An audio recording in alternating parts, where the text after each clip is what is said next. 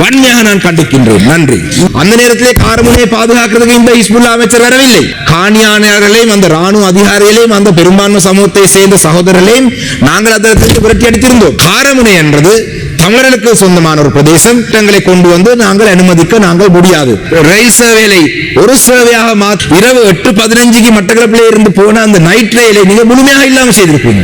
மட்டக்களப்பு மாவட்டத்தை பொறுத்தளவிலே நேற்றைய தினம் என்னுடைய சக பாராளுமன்ற உறுப்பினர் மாவட்டத்துக்கான கௌரவ ஹிஸ்புல்லா அவர்கள் காரமுனை நிலம் சம்பந்தமாக சில கருத்துக்களை வெளியிட்டிருக்கிறார். கௌரவ தலைமை தாங்கும் உறுப்பினர்களே, காரமுனை என்றது பூர்வீகமாக தமிழர்கள் வாழ்ந்த ஒரு பிரதேசம்.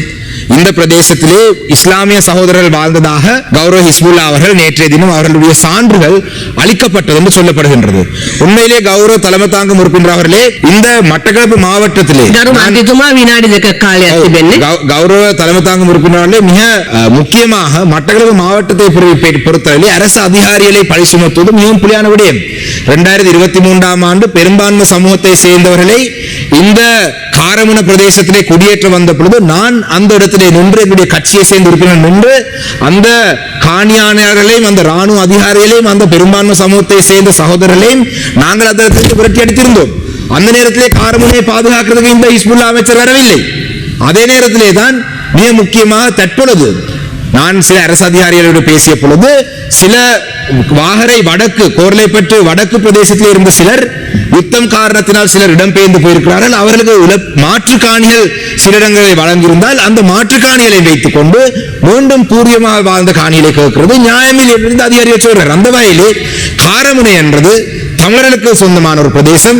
இந்த விடயம் சம்பந்தமாக நாங்கள் மாவட்ட மட்டத்தில் ஆராயாமல் தயவு செய்து கௌரவ அமைச்சரும் இருக்கின்றார், பாராளுமன்றத்திலே இதுக்கான சில திட்டங்களை கொண்டு வந்து நாங்கள் அனுமதிக்க நாங்கள் முடியாது. அதே நேரத்திலே மிக முக்கியமான ஒரு விடயம், மட்டக்களப்பிலே இருந்து கொழும்பு வரும் இந்த ரயில் சேவையை பற்றி மிக முக்கியமாக சொல்ல வேண்டும். கௌரவ தலைமை தாங்கும் உறுப்பினர்களே, நான் அறிந்த வகையிலே அரசாங்கங்கள் புதிய ரயில் சேவையை உருவாக்கியதுதான் நான் கேள்விப்பட்டிருக்கேன். அரசாங்கங்கள் புதிய ரயில்வே ட்ராக்கை உருவாக்கியதை நான் கேள்விப்பட்டிருக்கிறேன். அரசாங்கங்கள் புதிய புகையிரதங்களை கொண்டு வந்ததை கேள்விப்பட்டிருக்கிறேன். இதுதான் கௌரவ தலைமை தாங்கும் உறுப்பினர்களே முதலாவது முறை 4 சேவைகள் மட்டக்களப்பில் இருந்து கொழும்புக்கு இருந்த ரயில் சேவையை ஒரு சேவையாக மாற்றிய ஒரு சாதனை, இந்த வரலாறு சாதனை செய்த பெருமை இந்த தேசிய மக்கள் சக்தி அரசாங்கத்தை சேரும். எங்களுடைய மாவட்டத்திலே கௌரவ தலைமை தாங்கும் உறுப்பினர்களே, காலையிலே 6:10 தொடங்கி கொழும்புக்கு வருவதற்கு இருந்த இந்த போயிரத நிலையத்தை அவசான் கர்ணம் போயிரத இந்த சேவையை தற்பொழுது 5 மணிக்கு ஆரம்பித்து அவர்கள் கல்லுவாயிலே போயிட்டு திருவண்ணாமலையில் இருந்து வர ரயில் செயலில் ஏறி மாறி போக வேண்டிய ஒரு நிலை இருக்கின்றது. அதே போலதான் கொழும்புல இருந்து வந்தாலும் கல்லுவாயில் இறங்கி மாறி வர வேண்டிய சேவை இருக்கின்றது. புலஸ்தினி என்ற அந்த ஒரு ரயில் சேவை கடந்த அரசாங்கம் இருந்த பொழுது நான் பேசி புலஸ்தி என்ற சேவையை நான் பேசி கடந்த அரசாங்கத்தில் மட்டக்களப்பு கொண்டு இந்த புலஸ்தி என்ற சேவையை தற்பொழுது நீங்கள் வெள்ளிக்கிழமைக்கு ஞாயிற்றுக்கிழமைக்கு மாத்திரம் நீங்கள் மட்டுப்படுத்துறீங்க. அதே போலதான் இரவு 8:15 மட்டக்களப்பிலே இருந்து போன அந்த நைட் ரயிலை நீங்க முழுமையாக இல்லாமல் செய்திருப்பீங்க.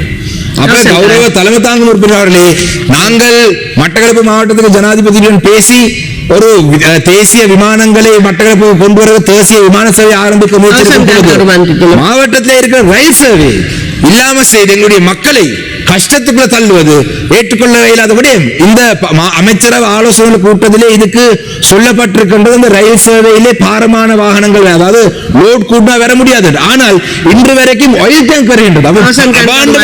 சொல்லி எங்களுடைய மக்களுக்கான இந்த போக்குவரத்தை தடை செய்வது வன்மையாக நான் கண்டிக்கின்றேன். நன்றி.